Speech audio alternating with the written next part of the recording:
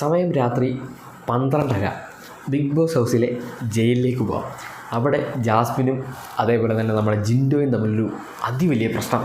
അതായത് ജിൻഡോ കിടക്കുന്നിടത്ത് എഴുന്നേറ്റ് മാറി കിടക്കണം, ജാസ്മിന് കിടക്കാൻ പറ്റുന്നാൽ ജാസ്മിൻ AC കൊള്ളുന്നിടത്ത് പോയി കിടക്കുന്നു. അങ്ങനെ തുടങ്ങുന്ന ഒരു പ്രശ്നം അവിടെ ഹൗസിലെ ഉറങ്ങിക്കിടന്ന എല്ലാവരും എഴുന്നേറ്റ് വരുന്നൊരു വലിയ പ്രശ്നമാക്കി മാറ്റിയിരിക്കുകയാണ്.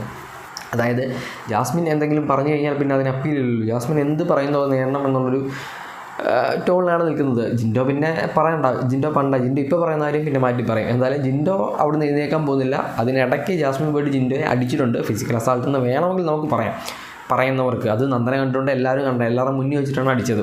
ഇപ്പം ജാസ്മിൻ ദേഷ്യം കയറി കഴിഞ്ഞാൽ പിന്നെ മറ്റേ ചന്തയിൽ ചാളം മേടി സംസാരിക്കുന്ന പോലെയാണ് സംസാരിക്കുന്നത്. അവിടെ ഒരു ഷോയാണ്, ഒരു റിയാലിറ്റി ഷോ ആണ്. ഇവിടെ കുറച്ച് ലാംഗ്വേജൊക്കെ ഒന്ന് കേൾപ്പി, കുറച്ച് മാന്യതയോടൊക്കെ സംസാരിക്കും. അതൊന്നുമില്ല.